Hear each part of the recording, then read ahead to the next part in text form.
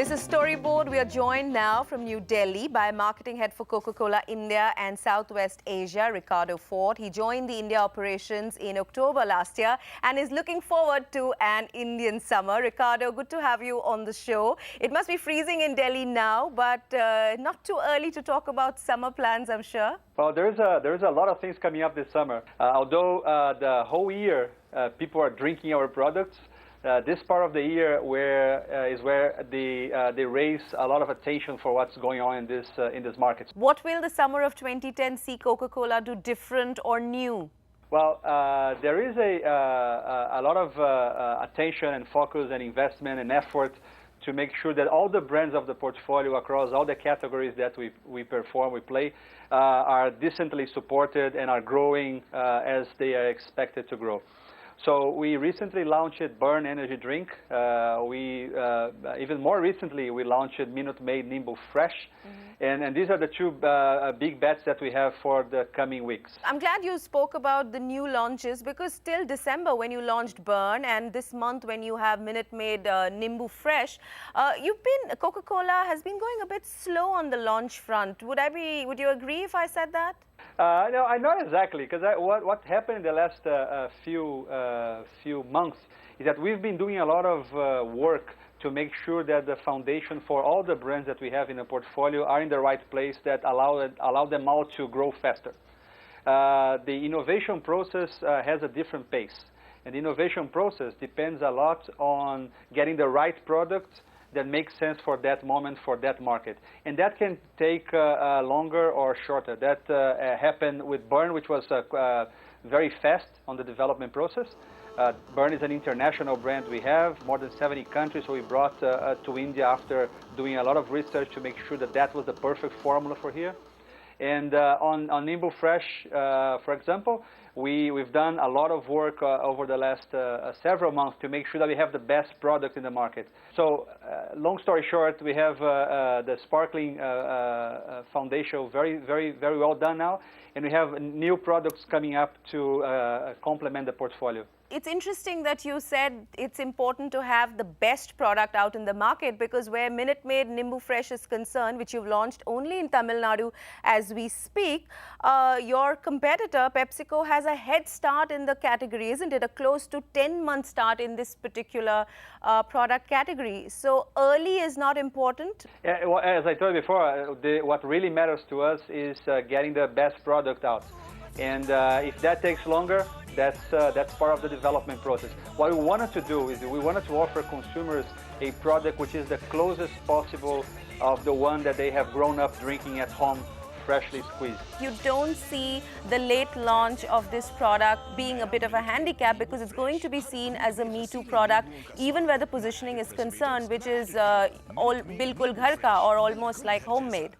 No, as I told you, I think that getting the best product is more important than getting the first product, and this is what we are focused here. Our attention is always on the consumer, and don't get distracted by anything else. So until we got what they are asking for, we don't launch any product. Would I be concluding right if I say that 2010 will see Coca-Cola use new launches to propel growth?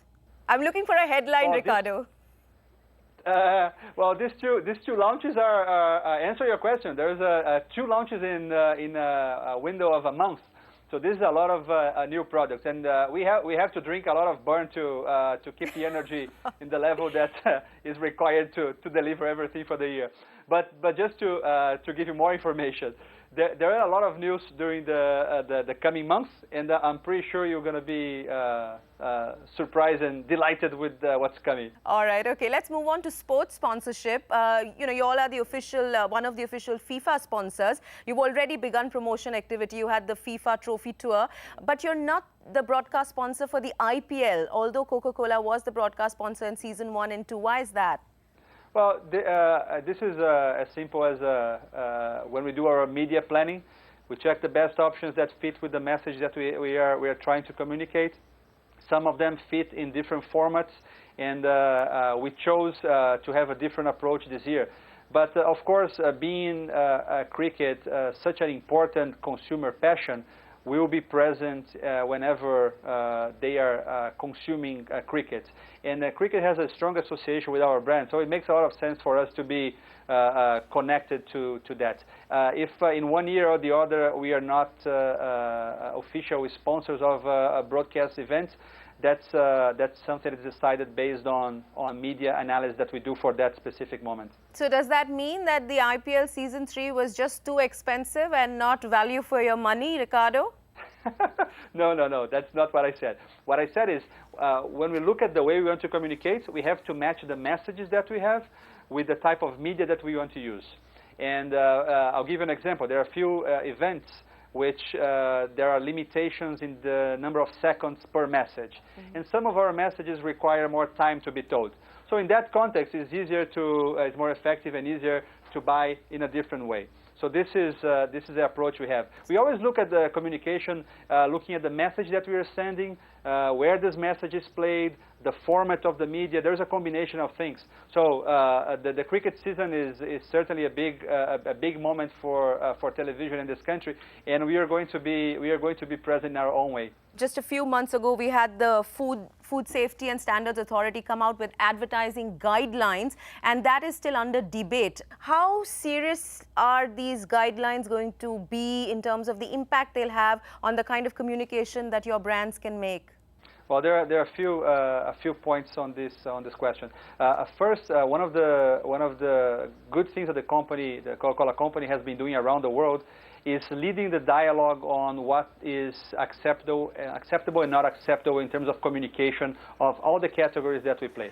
So, for example, we have a kids policy that we led the industry, and we established these rules ourselves, and then working with everybody in the industry, we decided that no communication of our products will be directed to kids under the age of 12. In some countries, we highlight information, for example, on sugar, in others caffeine, in others. So for all of them, what matters for us is make sure that all the consumers have quick and easy and clear access to information. So if you travel today to a couple of countries in Europe or to the United States, you're going to see that in the front panel of our package. So you're not particularly concerned or worried, let's say, about these guidelines that are being proposed?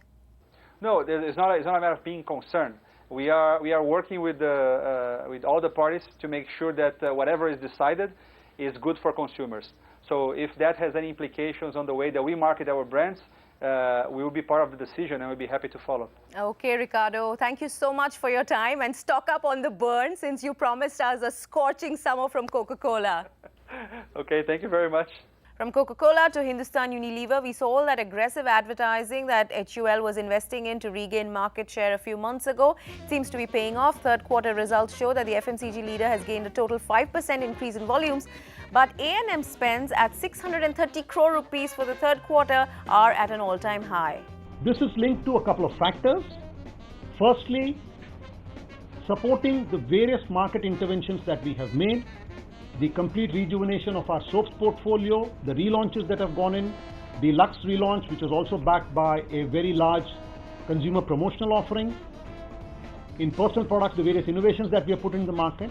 And equally important, in December quarter, we have also seen that the market spend, the total market media spend by all players, Hindustan Unilever and other competitors, has stepped up significantly versus DQ08.